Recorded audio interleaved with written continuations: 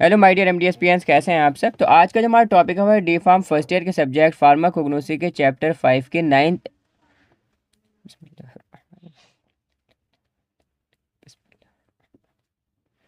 Hello my dear एमडीएसपीएंस, कैसे हैं आप सब। तो आज का जो हमारा टॉपिक है वो है डी फार्म फर्स्ट ईयर के सब्जेक्ट फार्माकोग्नोसी के चैप्टर 5 के 10th लेक्चर का, जिसमें हम पढ़ेंगे एंटी डायबिटिक्स। जैसे कि आप अपने सिलेबस में देख सकते हैं कि हमारा चैप्टर 5 चल रहा था और इसमें हमने ये जितनी कैटेगरीज हैं इससे पहले की एंटी ट्यूमर तक हमने कवर अप कर लिया था। आज का हमारा चैप्टर 5 का 10th लेक्चर है, जिसमें हम चैप्टर 5 की 10th कैटेगरी को, दैट इज़ एंटी डायबिटिक्स को कवर अप करेंगे। और इसमें जो दो ड्रग्स हैं, टेरोकार्पस एंड जिमनेमा, इसको हम कवर अप करेंगे। ओके, तो सबसे पहले ये समझते हैं कि भाई एंटी डायबिटिक्स होते क्या हैं। एंटी डायबिटिक्स ऐसी ड्रग्स होती हैं, ऐसी दवाइयाँ होती हैं जो कि डायबिटीज़ के ट्रीटमेंट में, डायबिटीज़ के इलाज के लिए, शुगर के इलाज के लिए जिनका यूज़ किया जाता है, उन ड्रग्स को, उन दवाओं को हम बोलते हैं एंटी डायबिटिक्स।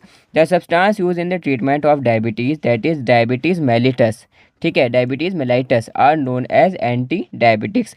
यानी कि वो सब्सटेंस या वो ड्रग्स या वो दवाइयाँ जो कि यूज़ हो रही हैं, इस्तेमाल हो रही हैं, किस में, इलाज में, ट्रीटमेंट में, किसके इलाज में, डायबिटीज़ के, शुगर के इलाज के लिए, ठीक है, दैट इज़ डायबिटीज़ मेलाइटस के इलाज के लिए जिनका यूज़ किया जाता है, उन्हें हम क्या बोलते हैं, are known as anti diabetics. ठीक है, डायबिटीज़ क्या है, diabetes is the inability of the body to utilize glucose due to failure of pancreas to secrete insulin in sufficient quantity। यानी कि जो हमारी पैनक्रियाज ग्लैंड है हमारी बॉडी में, उसमें से जब इंसुलिन निकलना बंद हो जाता है या इंसुलिन निकलना कम हो जाता है, तो उससे क्या होता है कि ग्लूकोज का लेवल बढ़ जाता है ब्लड में।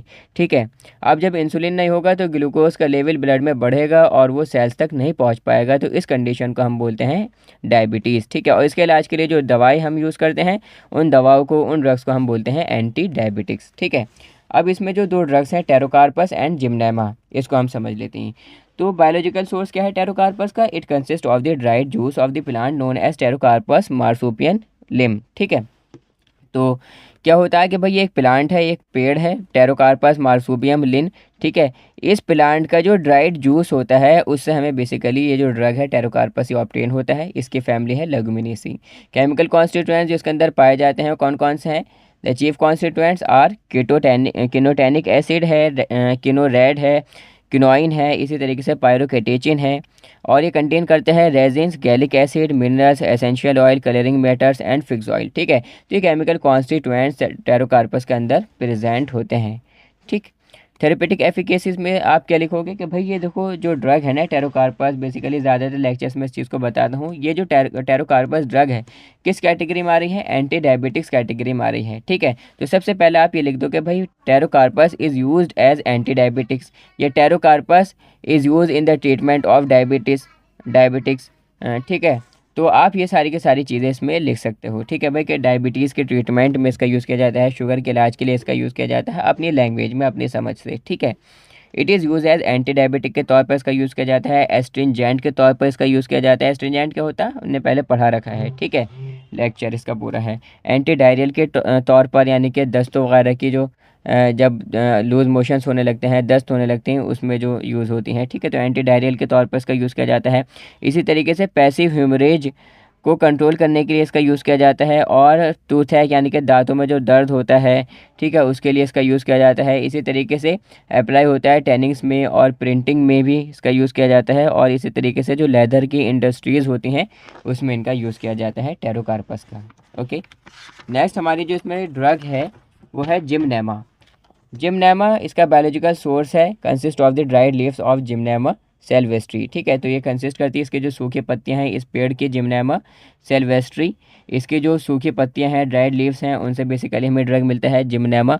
और इसकी जो फैमिली है वो है एस्किलिपिडेसी। ठीक है, केमिकल कॉन्स्टिट्यूएंट्स जिसके अंदर पाए जाते हैं, the leaf of the plant, जो पत्तियां होती हैं प्लांट की, पौधे की, पेड़ की, वो कंटेन करती हैं gymnemic acid, anthraquinone compounds, albumin, organic acids. इसी तरीके से और कंटेन करती है formic acid, butyric acid, mucilage, gymnemic acid और टार्टेरिक एसिड, ये इसके अंदर पाया जाता है। ठीक है, थेरेपेटिक एफिकेसी में आप ये सारी की सारी चीज़ें लिख दोगे कि भाई जिमनेमा किस कैटेगरी में आ रहा है, जिमनेमा एंटी डायबिटिक्स कैटेगरी में आ रहा है। तो आप क्या लिखोगे, it is use as anti diabetics, it is use in the treatment of diabetes, ये सारी चीज़ें आप लिख सकते हो। ठीक है, फर्स्ट लाइन में ही। तो leaves are use in diabetes as stomachic ठीक है। डायबिटीज़ में इसका यूज़ किया जाता है, स्टोमैटिक के तौर पर इसका यूज़ किया जाता है, स्टिमुलेंट के तौर पर, टॉनिक के तौर पर, लैक्सेटिव और डायूरेटिक के तौर पर इसका यूज़ किया जाता है। इसी तरीके से एंटी डायबिटिक के तौर पर इसका यूज़ किया जाता है, यानी कि स्टिमुलेट करती है इंसुलिन के सिक्रीशन को और स्टिमुलेट करती है हार्ट को और ब्लड सर्कुलेशन को, ठीक है, खून के दौरान को स्टिमुलेट करती है। ठीक है, तो ये था आज का हमारा लेक्चर जिसमें हमने पढ़ा एंटी डायबिटिक्स के बारे में कि भाई एंटी डायबिटिक्स क्या होती हैं, डायबिटीज़ क्या होती है, और इसमें जो दो ड्रग्स हैं टेरोकार्पस एंड जिमनेमा, इसको हमने पढ़ लिया। नेक्स्ट हमारा लेक्चर होगा लेक्चर 11 चैप्टर 5 का, जिसमें हम पढ़ेंगे डायूरेटिक्स के बारे में, और इसमें जो ड्रग हैं, ठीक है, गोखरू और पुनर्नवा, ठीक है, ये दो ड्रग्स हैं इसके अंदर, इसको हम पढ़ेंगे लेक्चर 11 में। ओके, तो अब मिलते हैं लेक्चर 11 में। Thanks for listening carefully, that's all.